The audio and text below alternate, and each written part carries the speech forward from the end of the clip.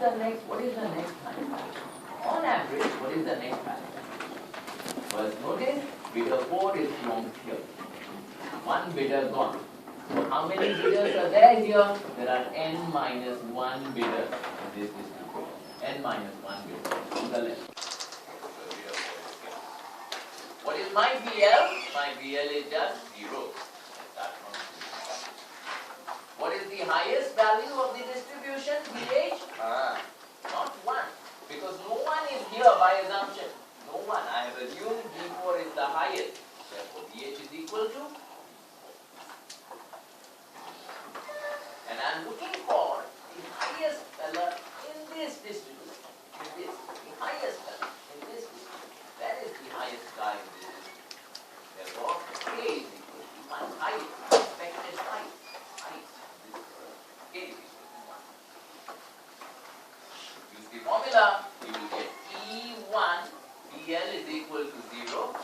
N is now n minus 1 because there are n minus gaps here. N minus 1. N is n minus 1, that is a plus 1. And then there is K. K is 1, so minus 1 over n plus 1. N is n minus 1 plus 1. BH is B4. BL is 0. So you get n minus 1 over n. Now you should really be impressed by this. You must be impressed. So the calculus result. Calculus tells you that you should be bidding n minus 1 over n. When you optimize your expected payoff function with respect to your bid, you get that result. I can derive the similar result by using this general rule. Assume that your valuation is the highest. Look for the next highest valuation in the truncated distribution. Look for the next highest valuation. Bid that amount. That will give you your optimal bidding price. Bid that amount. Okay. Assuming that your valuation, for any bidder who comes to me, I will tell him the same thing. Assume that your valuation is the highest. Bid the expected next highest valuation. Bid on average what is the next highest valuation. Okay, whatever that next highest valuation is, that should be your bid. That should be your bid. Now notice the intuition behind it. Suppose this is the next highest valuation. Look, you see the problem. Understand the intuition. The problem in a first price auction that I cannot bid my valuation. If I am bidder 4, I should not be bidding because I will get a payoff of 0. First price option, I will pay whatever I bid, I will get a payoff of 0 if I win. So I want to make sure that if I win, I don't make a payoff of 0. So when will I win? When my valuation is the highest. That's why I lock my valuation. So if I win, I want to maximize my payoff. I want to bid as low as possible. Notice that this distance is the surplus I will win. If this is what I am bidding and this is my valuation and I win, this is the surplus I make by winning. This is my surplus. So what should I do? I want to maximize my surplus. So should I stop here? Should I bid this? No. I can increase it a bit more. I should be bidding this.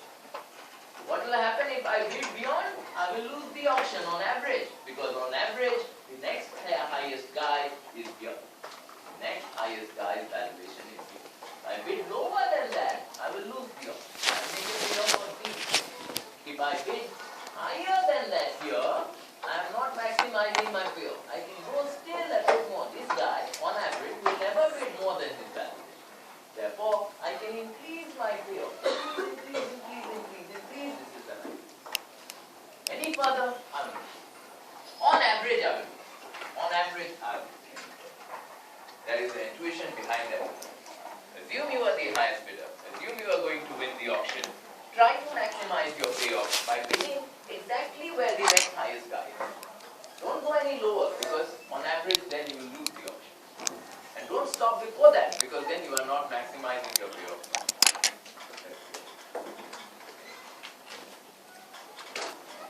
In general, formula number 4 allows you to find the expected highest valuation. Expected expected highest valuation in a very general scenario where you have BL as the starting value of a distribution and BH as the ending value of the distribution. Now BL can be any number, okay, need not start from 0. BH can be any number also. So formula number 4 is a general formula.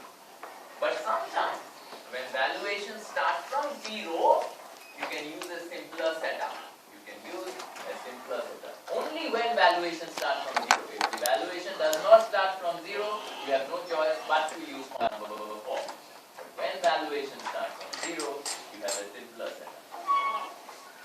What is that simpler setup? Look, I'm again looking at bidder 4. What does bidder 4 want to bid? How does he bid? I say assuming your valuation is the highest. How many bidders are here? N minus 1 bidders. I am going to place N minus 1 bidders uniformly from here to here. Now notice, if there were 2 bidders in this distribution, if there are 2 bidders in this distribution, on average, where will the bidders be placed? Say 0 to 1. On average, where? One guy will be placed here. One guy will be placed here. In other words, I am breaking down this line segment into 3 parts and assuming that on average, one bidder will lie at this part, one bidder will lie at this part. That's how you break it down. On average, okay? Not always, on average. On average. Therefore, if I want to place 2 bidders here, the expected highest valuation will be divided to 3 parts, 0.33, this is 0.66, the expected highest valuation will be 0.6. The expected second highest valuation will be 0.6. On average, if I draw 2 bidders at random from this population of bidders, then on average, the highest guy will have a valuation of this.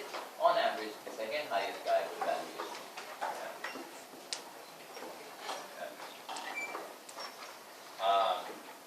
So similarly, if I want to place N minus 1 bidders here, notice when I wanted to place 2 bidders, I broke this line segment down into 3 parts.